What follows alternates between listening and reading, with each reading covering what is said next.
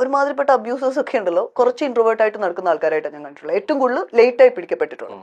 അപ്പൊ ഞാൻ ഇയാൾ അങ്ങനെ ഒരാളാണെന്നല്ല പറയുന്നത്. അതിന്റെ സാധ്യത എനിക്ക് തള്ളിക്കളയാൻ ഒരിക്കലും പറ്റില്ല. പിന്നെ ആ ജസ്റ്റേഴ്സ് ഭയങ്കര നോണാണ് മാഷെ. എന്ന് വെച്ചാൽ അത് നമ്മൾ റിപ്പീറ്റിംഗ്ലി കണ്ടിട്ടുള്ളൂ. ഒരു 25 പ്രാവശ്യങ്ങളും നമ്മൾ കണ്ടിട്ടുണ്ട്, നമ്മളുടെ അടുക്കലാണേലും പുറത്താണേലും ശരി. അപ്പൊ എനിക്ക് അതിനകത്ത് അയാൾ ചെയ്തിട്ടില്ല എന്ന് പറയാനുള്ള ഒരു സ്പേസ് എനിക്ക് കണ്ടില്ല. ചെയ്തു എന്ന് പറയിപ്പിക്കാനുള്ള സാധനം എന്താ കണ്ടത്? അത് കണ്ടത് ആ ടച്ച് തന്നെയാണ്. ഏതാണ് ടച്ച്? ആ ടച്ച് എന്ന് പറഞ്ഞു കഴിഞ്ഞാൽ കൃത്യമായ ഒരു ബസ്സിൽ ഒരു മനുഷ്യൻ കയറിയിട്ട്, ഞാൻ ചോദിച്ചു വെക്കട്ടെ, ഞാൻ ഇപ്പൊ അയാൾ മരിച്ചു മേലെ നിൽക്കുന്നതുകൊണ്ട് ഞാൻ ആ ഡിസ്കഷനിൽ ഈ കാര്യം പറഞ്ഞിരുന്നു. 7 വീഡിയോ ആണ്, 7 ക്ലിപ്പ് എടുത്തു എന്ന് പറഞ്ഞു ഷിംജിത. ഈ 7 ക്ലിപ്പിലും ഒരു പ്രാവശ്യം പോലും ഇയാൾക്ക് മാറി നിൽക്കാൻ തോന്നിയില്ലേ?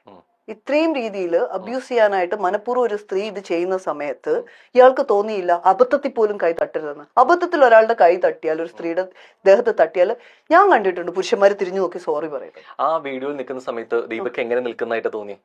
ദീപക് അങ്ങോട്ട് നോക്കി നിൽക്കുന്നുണ്ട്. എങ്ങനെ നോക്കി ഫ്രണ്ടിൽ നിൽക്കുന്നതിലെ ആളുകളുണ്ടോ എന്ന് തോന്നുന്നത് കുറച്ചുകൂടി കയറി നിൽക്കാൻ സ്പേസ് ഉണ്ടെന്നാണ് തോന്നിയത്. അയാൾക്ക് വേണമെങ്കിൽ കയറി നിൽക്കായിരുന്നു, അല്ലെങ്കിൽ അയാൾക്ക് അവോയ്ഡ് ചെയ്ത് പോകായിരുന്നു. ഈ ഇപ്പം മരിച്ച് മൺമറിഞ്ഞു പോയ ആ ഒരു മനുഷ്യന്, ദീപക് എന്ന് പറയുന്ന ആ ഒരു മനുഷ്യനെ വിടാതെ പിടികൂടിയിരിക്കുകയാണ് ഈ ഒരു 2-3 ഫെമിനിസ്റ്റുകൾ. അതിലൊരു ഫെമിനിസ്റ്റ് പിടിച്ചൊരു ആണും കൂടി ഉണ്ട്, ഒരു ചെകുത്താൻ എന്ന് പറയുന്ന വ്യക്തി. സത്യം പറഞ്ഞാൽ അയാൾ ആൺവർഗത്തിൽ കൂട്ടാമെന്ന് തോന്നി എനിക്ക് തോന്നുന്നില്ല. അത്രയ്ക്കും കേവലമായിട്ടാണ് ഒരു പുരുഷനെ കുറിച്ചിട്ട് പറഞ്ഞു ഉണ്ടാക്കുന്നത്.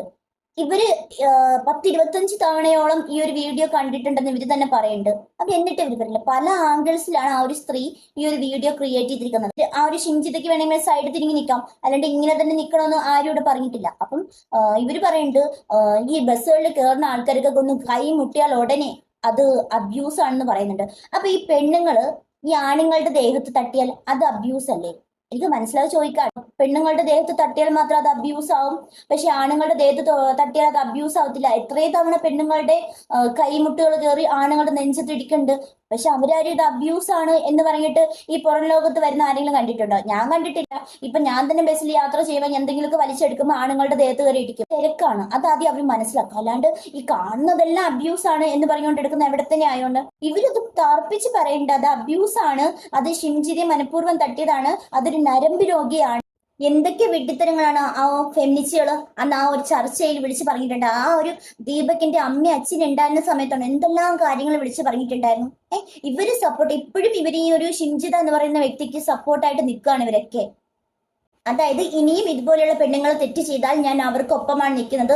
ഇനി എത്രയൊക്കെ വലിയ വലിയ തെറ്റുകൾ ചെയ്തിരുന്നാലും അത് സമൂഹത്തിന്റെ മുന്നിൽ അത് ആണുങ്ങളാണ് ചെയ്യുന്നത്, അത് ആണുങ്ങൾ ചെയ്ത തെറ്റാണ്, ആണുങ്ങൾ നരമ്പ് രോഗികൾ മാത്രമാണ് എന്നുള്ള രീതിയിൽ തെറ്റിദ്ധാരണ പരത്തി ഉണ്ടാക്കിയല്ലേ ഇവർ ചെയ്യുന്നത്. അല്ലാണ്ട് ഇവർ എന്ത് നന്മയുള്ള കാര്യങ്ങളാണ് ഈ ഒരു സ്ത്രീകൾ എന്ന് പറഞ്ഞിട്ട് ചെയ്യുന്നത്? ഒരു മനുഷ്യനെ വലിച്ചു കീറാവുന്നതിന്റെ അപ്പുറം വലിച്ചു കീറും. എന്തായാലും തെറ്റ് ചെയ്യാത്ത ഷിംജിതയ്ക്ക് കോടതി ജാമ്യം കൊടുത്തിട്ടില്ല എന്നുള്ളൊരു വാർത്തയാണ് അറിയാൻ സാധിച്ചത്. എത്രയോ നല്ല കാര്യമാണത്. ജാമ്യം കൊടുക്കരുത്. ഇനിയും ഇതുപോലെ എന്തെല്ലാം കള്ളത്തരങ്ങൾ ഇവിടുന്ന് പുറത്തിറങ്ങിയാൽ ഉടനെ രക്ഷപ്പെടാനുള്ള അടുത്ത മാർഗമായിരിക്കും സ്വീകരിക്കുന്നത്. അല്ലാണ്ട് വേറെ ഒരു കാര്യം ചെയ്യാൻ പറ്റില്ല. എങ്ങനെ രക്ഷപ്പെടാം, ഞാൻ ചെയ്ത തെറ്റുകളൊന്നും തെറ്റല്ല, ഇനി എനിക്ക് രക്ഷപ്പെടണം എന്ന് പറഞ്ഞിട്ട് നടക്കുന്ന ആൾക്കാണ് എന്തായാലും ജാമ്യം കൊടുത്തിട്ടില്ല എന്ന് അറിയാൻ സാധിച്ചു. അത്രയും നല്ലൊരു കാര്യം.